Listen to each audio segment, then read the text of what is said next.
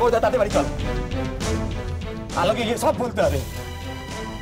যখন তখন এভাবে অপমান করার কোনো এখতিয়ার ওদের নেই। আরে আরে সুখেন বাবু, আপনি আপনি দাঁড়িয়ে পড়লেন কেন? সুখেন বাবু, আপনি আপনি আলোকে নিয়ে ফিরবেন তো অফিসে? না শুনুন, আমার মনে হয় আলোকে এ ব্যাপারে এক্ষুনি জানানোর দরকার নেই। এই কি বলছিস কি? আলো এখন সবকিছুর মালিক, ওকে বলবো না মানে? না রে খোকন, তুই তো হাসপাতালে ছিলিস না, জানিস না। অংশুমান বাবু চানই না আলো লাহিড়ী বাড়ির সঙ্গে কোনো সম্পর্ক রাখুক। হ্যাঁ একেবারেই ঠিক। অংশুমান বাবু তো একেবারেই জানেন না যে আলো ও বাড়িতে গিয়ে সম্পত্তি ফিরিয়ে নিয়ে এসেছে। দেখ খোকন, আলোকে বললে হয়তো আমাদের চাকরিগুলো আমরা ফেরত পাবো, কিন্তু তার জন্য অংশুমান বাবুকে আবার মিথ্যে কথা বলতে হবে আলোকে, আর সেটা আমি হতে দিতে পারি না। আর ম্যাডাম, মানে আপনিও প্লিজ আলোকে কিছু জানাবেন না। সুখেন বাবু, আপনি নিশ্চিন্তে থাকুন। আচ্ছা আচ্ছা, তার থেকে বরং আমরা একটা কাজ করি না, এই আশেপাশে কোনো অফিসে বা কোনো ভ্যাকেন্সি আছে কিনা আমরা যদি একটু খোঁজ খবর করি, কি? হ্যাঁ সেটা করলেই তো হয়। চলুন চল আসুন।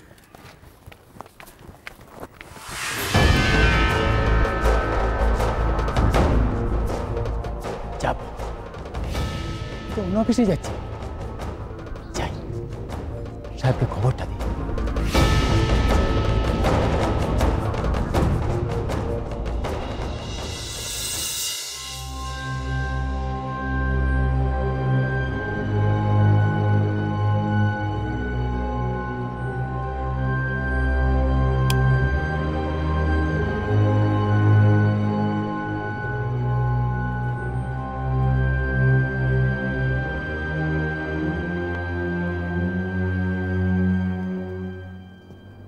অংশুমান লাহিড়ী,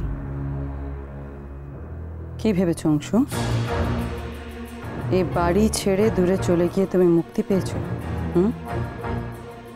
তোমার ছোট মা তোমার জীবনটা চালনা করতে পারবে না।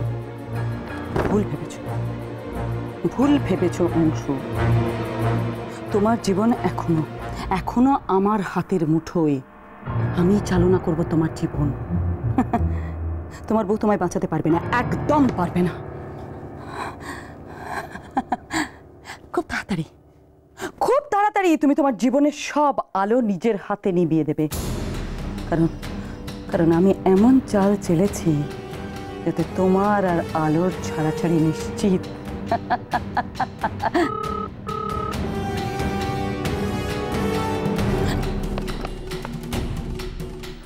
তোমার ফোন, বিমান আছে। দাঁড়িয়ে আছো কেন? যাও এখান থেকে।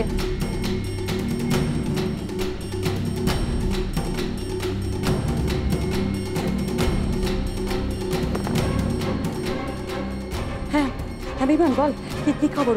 কোথায় আছে? খবর পেলি তো? কোনো খবর পাসনি?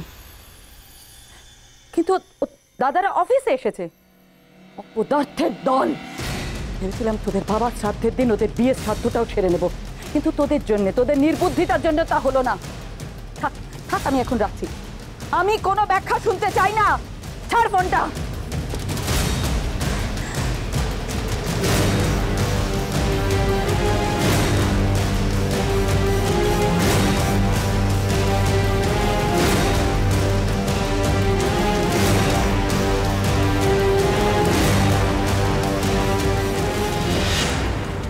আমার মা সবসময় বলে মেয়েদের শীতের সিঁদুরে অনেক অনেক জোর, অনেক শক্তি।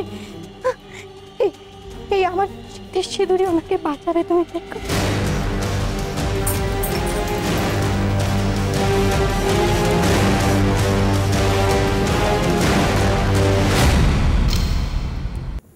বিমানবাবু উচিত শিক্ষা পেয়েছেন, বুঝলি? আমরা গেলাম অফিসে, মুখে কোনো কথাই নেই, আমাদের কত খাতির করলো। কি রে খোকন, তাই না? হ্যাঁ, কত খাতির যত্ন করলো। এরা এত বড় বড় আমাদের রাজভোগ দিল, ওই তারপরে জল ভরা তালশাঁস দিল, লেডি কিনিং দিল, খেতেই তো পাচ্ছিলাম না, উপচে পড়ছিল প্লেট। দেখ না, রুটিও খেতে পাচ্ছি না। এটাই দরকার ছিল। এত সব কাণ্ড করলে ওরা উচিত শিক্ষা পেয়েছে। জানো তো বর্দা, উনি না আমার রোজগারের টাকায় বাবার কাজটা করতে রাজি হয়ে গেছে। আমার যে কি শান্তি হচ্ছে, ওনাকে মিথ্যে কথা বলতে হলো না। এদিকে আমার একটা কাজের জোগাড় হয়ে গেল, আর ওদিকে অফিসে তোমাদের কত খাতির চলে। আস্তে আস্তে দাঁড়াও, আমি জল এনে দিচ্ছি। আস্তে খোকন, আস্তে। ছাড়, ভালোই তো অভিনয় করছিস। আস্তে খোকন, আলো যেন জানতে না পারে কিছু। দেখতে পাচ্ছিস তো অংশুমান বাবুকে সত্যি কথাটা বলতে পেরে আলোর মন থেকে ভাতটা কতটা নেমে গেছে। এরপর আবার আমাদের জন্য মিথ্যা কথা বলবে মেয়েটা। ওদের সম্পর্কের কথাটা ভাববি তো একটু। খা।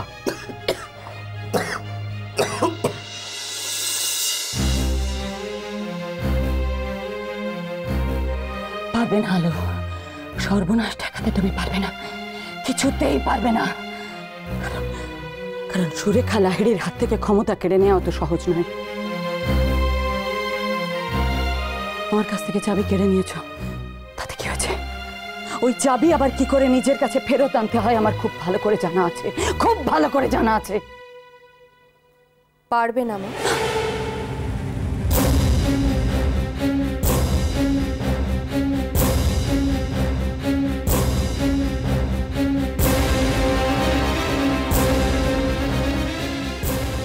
কোনোদিন পারবে না, কোনোদিন না। ওই চাবিটা তুমি আলোর কাছ থেকে আর কোনো দিন ছিনিয়ে নিতে পারবে না। আলো তোমার কাছ থেকে চাবিটা আদায় করে নিয়েছে, সারা জীবন ওই চাবিটা আলোর কাছে থেকে যাবে না, তুমি কিচ্ছু করতে পারবে না। তার থেকে বরং আমি বলি কি, চিৎকার চেঁচামেচি শুধু শুধু করো না। বয়স হচ্ছে তো, শরীরটা খারাপ করবে। কালকে আবার অত বড় অনুষ্ঠান আছে, তুমি বরং সেটা নিয়েই ভাবো।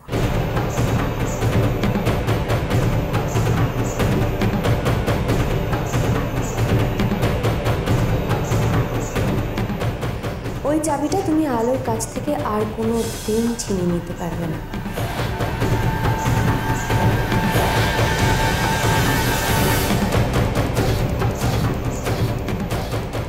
ছেলে দুটোকে দেখো না, মাথা পর্যন্ত কামায়নি। বলছে বলছে বাবা এখানেই আছে, আমাদের মধ্যে আছে, এখানে কোথাও। বস বাবা, বস বস বস বস। দাঁড়াও। আমি চাই না সুরেখা তুমি বা তোমার ছেলেরা আমার সম্মুখে জল দিন।